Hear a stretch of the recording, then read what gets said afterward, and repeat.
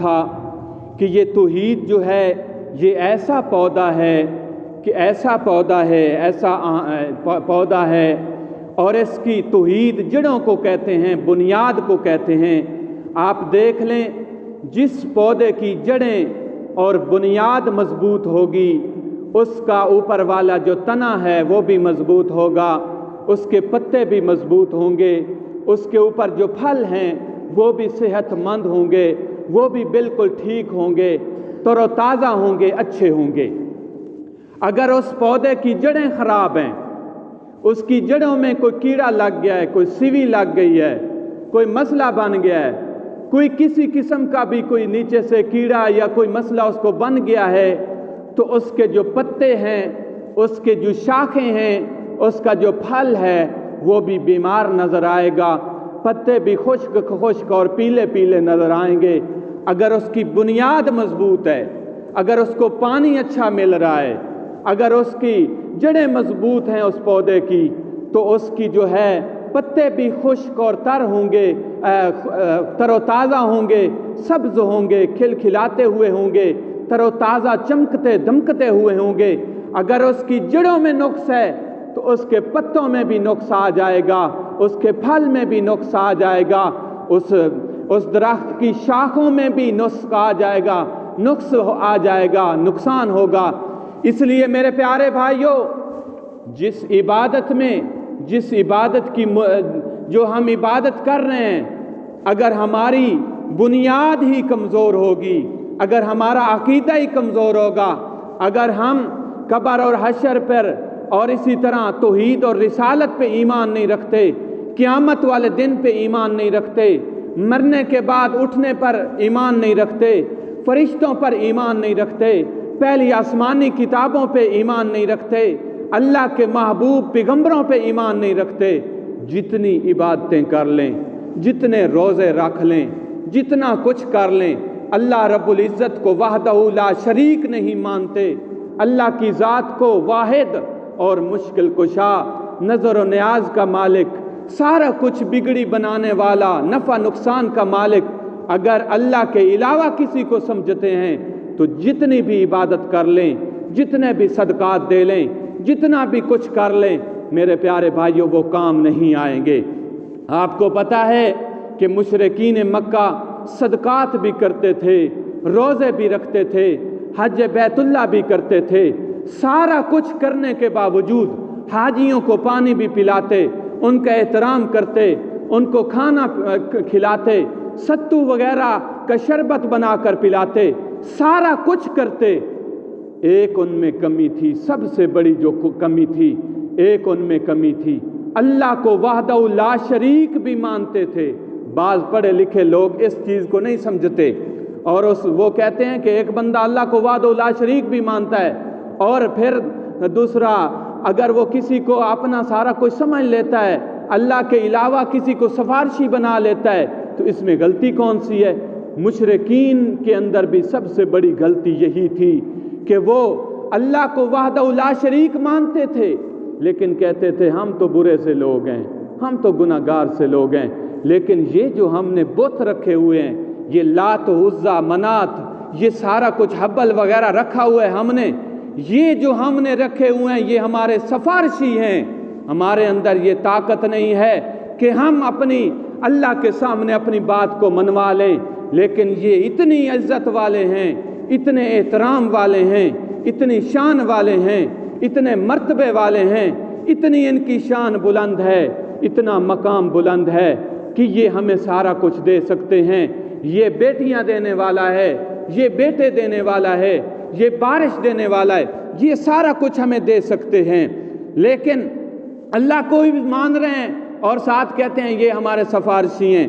تو اللہ رب العزت نے اس شرک کی وجہ سے، ان کے سب سے بڑی خامی کی وجہ سے ان کو ہمیشہ کے لیے دفع کر دیا اور ان کے اعمال قابل قبول نہ ہوئے۔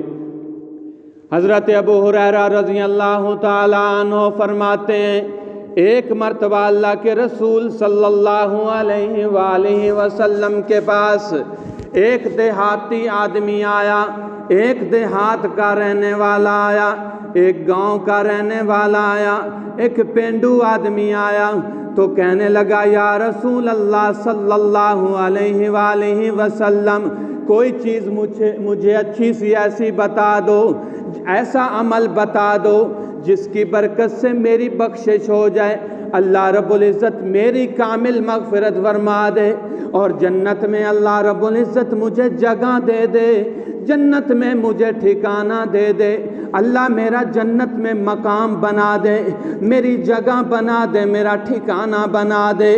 اللہ کے رسول نے فرمایا اے اللہ کے بندے، ایک کام تو آپ نے یہ کرنا ہے، اللہ کے ساتھ کسی کو شریک نہیں ٹھہرانا، دوسرا کام یہ کرنا ہے نماز پڑھنی ہے، روزہ رکھنا ہے، حج کرنا ہے، زکوٰۃ دینی ہے۔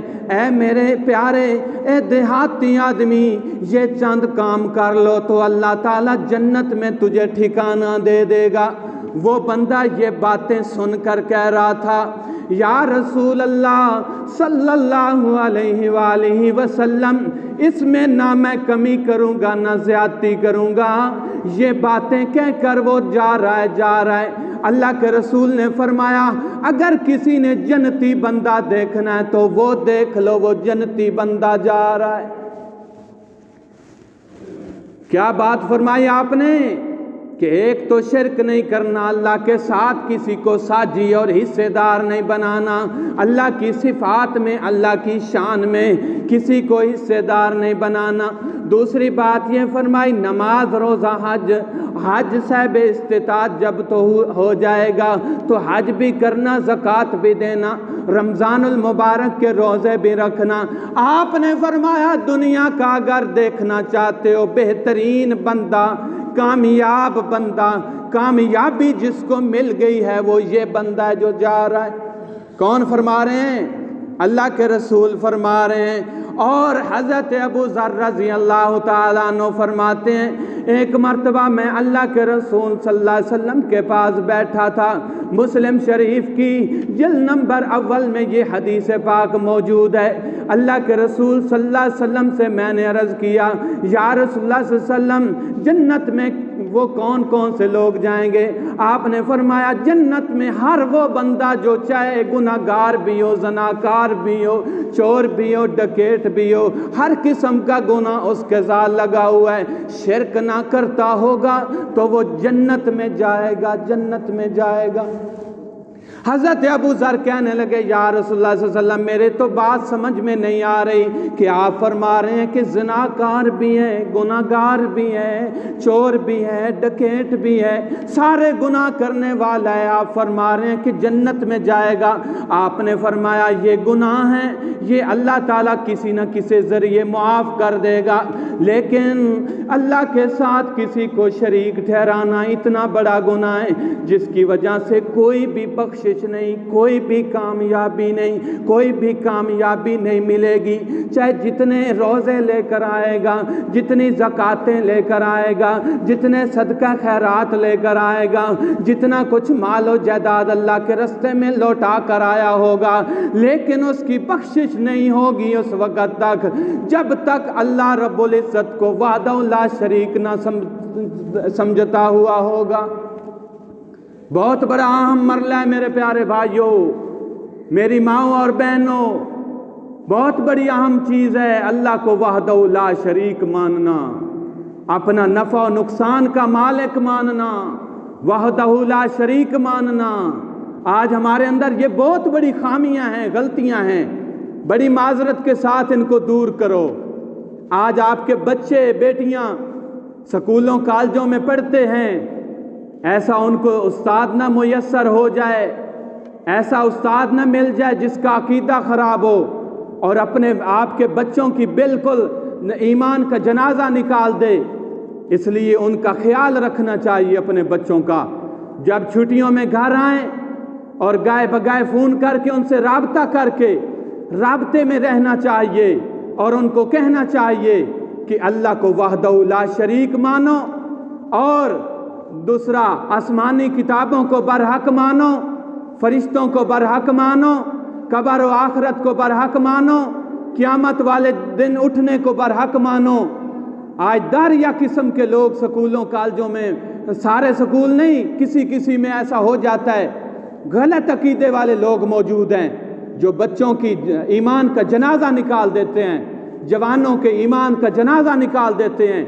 اس لیے میرے پیارے بھائیوں، ان کا آپس میں مقابلہ کرایا۔ بچے سے پوچھا، بھئی ہمارا وحدہ لا شریک کون ہے؟ ہمارا خالق کون ہے؟ ہمارا مالک کون ہے؟ ہماری مشکلات دور کرنے والا کون ہے؟ یہ ساری بات بتائی۔ یہ کوئی ہمارا اپنی طرف سے بنایا ہوا عقیدہ نہیں ہے، یہ تمام انبیاء کرام کا عقیدہ ہے، تمام انبیاء کرام کا، تمام انبیاء کرام، ہر نبی نے اس کی دعوت دی ہے، ہر نبی نے اس کی دعوت دی ہے، ہر نبی نے اس کی دعوت دی ہے۔ ہر نبی بتانے والا ہے، بتا کر گیا ہے اپنی امت کو۔ آپ دیکھ لیں، میں اس پہ ایک واقعہ آپ کو بتاتا ہوں، ایک واقعہ۔ اللہ کے رسول صلی اللہ علیہ وسلم کے پاس عبداللہ بن ابی منافق جو ہے یہ فوت ہو گیا۔ اب ان کا بیٹا جو تھا یہ صحیح، دوسرا صحیح یعنی ایمان والا، صحیح عقیدے والا صحابی تھا، اللہ کے رسول صلی اللہ علیہ وسلم کا صحابی تھا۔ یہ آیا، عرض کیا، یا رسول اللہ صلی اللہ علیہ وسلم میرے والد فوت ہو گئے ہیں، لہٰذا یا رسول اللہ صلی اللہ علیہ وسلم آئیں اور اس کا جنازہ بھی پڑھائیں اور اس کو کفن دفن کا سارا انتظام کرنا ہے، آئیں ہمارے گھر میں تشریف لائیں۔ اللہ کے رسول صلی اللہ علیہ وسلم آئے۔ اللہ کے رسول صلی اللہ علیہ وسلم نے اپنا جبہ مبارک، حدیث کی کتابوں میں موجود ہے، اللہ کے رسول صلی اللہ علیہ وسلم نے اپنا جبہ، کرتا مبارک اس کے جسم پہ ڈالا۔ کس پہ؟ منافق پہ، مشرک کے جسم پہ۔ صحیح واقعہ، ساری دنیا جانتی ہے، میں اپنی طرف سے نہیں کر رہا۔ اللہ کے رسول صلی اللہ علیہ وسلم اپنا کرتا مبارک اس کے اوپر ڈال دیا ہے، اپنے منہ مبارک سے لعاب دہن مبارک جو ہے اس کے منہ پر لگایا، اس کے جسم پہ لگایا، اور اس کے بعد اس کے جنازے کے لیے، جنازہ پڑھانے کے لیے صفیں درست فرما لیں۔ صحابہ دیکھ رہے ہیں، حیران، پریشان، سرگرداں۔ حضرت عمر رضی اللہ تعالیٰ عنہ اللہ کے رسول صلی اللہ علیہ وسلم کے کرتے سے پکڑ لیا پیچھے سے، یا رسول اللہ صلی اللہ علیہ وسلم یہ کیسا بندہ ہے جن کا تم جنازہ پڑھنے لگے ہو؟ یہ تو مشرک تھا، یہ تو شرک کرتا تھا، یہ تو اللہ کے ساتھ شریک ٹھہراتا تھا، یہ تو بڑا مشرک قسم کا، بڑا بدعتی قسم کا بندہ تھا، اور حضرت امی عائشہ صدیقہ پہ بہتان لگانے والا ہے، لہٰذا آپ اس کا جنازہ پڑھا رہے ہو۔ اللہ کے رسول صلی اللہ علیہ وسلم نے فرمایا، عمر پیچھے ہٹ جاؤ، مجھے پڑھانے دو جنازہ۔ اب اس وقت تک اللہ کی طرف سے بھی کوئی حکم نہیں نازل ہوا۔ اللہ کے رسول صلی اللہ علیہ وسلم نے صفیں درست فرما لیں اور جنازہ پڑھایا۔ جنازہ پڑھانے کے بعد فوراً اللہ رب العزت نے قرآن اتار دیا۔ اللہ نے فرمایا، اے میرے محبوب، آپ تو اس کا جنازہ پڑھا رہے ہیں، 70 مرتبہ بھی اگر اس کا جنازہ پڑھاؤ گے پھر بھی میں اس کی بخشش نہیں کروں گا۔ کس کو اللہ کہہ رہے ہیں؟ امام الانبیاء کو کہہ رہے ہیں، امام الانبیاء کو، امام الانبیاء کو، تمام نبیوں کا سردار ہے، امام الانبیاء ہے، خاتم الانبیاء ہے، دو جہانوں کا سردار ہے، جنت جس کے قدموں میں ہے، پل صراط پہ جو کھڑا ہوگا اور میزان پہ جو کھڑا ہوگا، اپنی امت کو جام کوثر پلا رہا ہوگا، تمام انبیاء کرام کی بیت المقدس میں امامت کروا رہا ہے، اتنی شان و مرتبے والا، 7 آسمان پار کر کے معراج والی رات معراج پہ جانے والا ہے، شان اور مرتبہ کتنا ہے، اور وہ جنازہ پڑھا رہا ہے عبداللہ بن ابی منافق کا، مشرک کا۔ اللہ فرما رہے ہیں آئندہ کے لیے اس کی قبر پہ بھی، آپ کو کسی مشرک کی قبر پہ بھی کھڑے ہونے کے لیے آپ کو کوئی اجازت نہیں۔ اللہ فرما رہے ہیں، اللہ فرما رہے ہیں۔ اس لیے میرے پیارے بھائیوں، اپنے ایمان کو دیکھو، اپنے ایمان کو دیکھو۔ آج ہمارے اندر یہ کتنی بڑی چیزیں ہیں جو آج ہم دیکھ نہیں رہے۔ شرک کی 2 قسمیں ہیں جو عام طور پر بتائی جاتی ہیں۔ ایک ہے شرک اکبر۔ شرک اکبر یہ ہے، ٹائم میرا خیال ختم ہو گیا ہے، اس پہ تفصیلی بات پھر کروں گا کبھی۔ ہر مہینے کا انشاءاللہ پہلا جمعہ گزارش کروں گا کہ توحید پہ پڑھایا جائے، اللہ کی صفات، اللہ کی شان پہ پڑھایا جائے، اور کوشش کروں گا۔ اور ہر مہینے کا دوسرا جمعہ جو ہے وہ رسالت پہ یا قبر و حشر کے حالات پہ کوشش کروں گا۔ تو میں گزارش کر رہا تھا، شرک کی 2 قسمیں ہیں۔ ایک ہے شرک اکبر، شرک اکبر بہت بڑا شرک. مثال کے طور پہ اللہ کے نام پہ بھی بکرا ذبح کر رہا ہے, کسی غیر کے نام پہ بھی بکرا ذبح کر رہا ہے, اللہ کے نام پہ بھی کوئی دیگ وغیرہ دے رہا ہے, کسی غیر کے نام پہ بھی دے رہا ہے, کسی جگہ سے گزر رہا ہے, گاڑی کہہ رہا ہے آگے اگر لے گیا نا یہاں سے گزر کر, یہاں اگر کچھ پیسے نہ ڈالے نا تو میری گاڑی آگے صحیح سلامت نہیں جائے گی, ایکسیڈنٹ ہو جائے گا, خوف کھاتا ہے خوف. تو یہ شرک اکبر ہے, شرک اکبر. اللہ کے نام کا دینا چاہیے, چاہے بکرا ہو, چاہے چھترا ہو, چاہے دمبا ہو, چاہے کٹا ہو, چاہے دیگ ہو, جو کچھ بھی ہو اللہ کے نام کی دینا چاہیے. اس لیے اللہ رب العزت نے کیا فرمایا, فَصَلِّ لِرَبِّكَ وَانْحَرْ, اے میرے محبوب نماز بھی اللہ کے لیے, قربانی بھی اللہ کے لیے. اور آپ نے فرمایا, اللہ نے فرمایا قُلْ إِنَّ صَلَاتِي وَنُسُكِي وَمَحْيَايَ وَمَمَاتِي لِلَّهِ رَبِّ الْعَالَمِينَ. اے میرے محبوب ان لوگوں کو بتا دیجئے, اے میرے محبوب ان لوگوں کو بتا دیجئے کہ میری ساری عبادتیں, یہ میری قولی اور فعلی عبادتیں, میری قربانی, میری نماز, میرا روزہ, میری حج اور میری زکوٰۃ, یہ سارا کچھ اللہ کے لیے ہے. میرا اس دنیا سے جانا, اللہ کو پیارا ہونا, میری زندگی اور موت کس کے لیے ہے, للہ. میری نماز کس کے لیے, للہ. میرا روزہ کس کے لیے, للہ. میری حج کس کے لیے, للہ. میرا اٹھنا کس کے لیے, للہ. میرا بیٹھنا کس کے لیے, للہ. میری چال رفتار کس کے لیے, للہ. میری آنکھیں کس کے لیے, للہ. میری زبان کس کے لیے, للہ. اور میری زلفیں کس کے لیے, کس کے راستے میں میری زلفیں جو ان میں مٹی ڈالی جا رہی ہے اور گرد و غبار ڈالی جا رہی ہے, کوئی مٹی ڈال رہا ہے, کوئی مار رہا ہے, کوئی کچھ کر رہا ہے, کوئی پتھر مار رہا ہے. اور میری زلفیں بھی اللہ کے لیے, للہ. میرا سینہ بھی اللہ کے لیے, میرا پسینہ بھی اللہ کے لیے, اور میرا اٹھنا بھی اللہ کے لیے, میرا مرنا جینا سارا کچھ کرنا بھی اللہ کے لیے, میری قربانی بھی اللہ کے لیے, میری زکوٰۃ بھی اللہ کے لیے, میرے بکرے چھترے بھی اللہ کے لیے, میرے دمبے کٹے بھی اللہ کے لیے, للہ.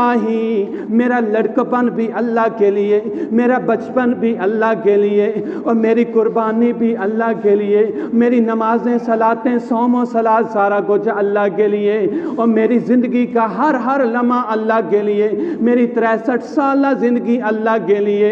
یہ میرے صحابہ بھی للہ, اللہ کے لیے, اللہ کے لیے. میں تفصیل میں نہیں جانا چاہتا. اللہ فرما رہے ہیں قُلْ إِنَّ صَلَاتِي وَنُسُكِي وَمَحْيَايَ وَمَمَاتِي لِلَّهِ رَبِّ الْعَالَمِينَ. اللہ مجھے اور آپ کو عمل کی توفیق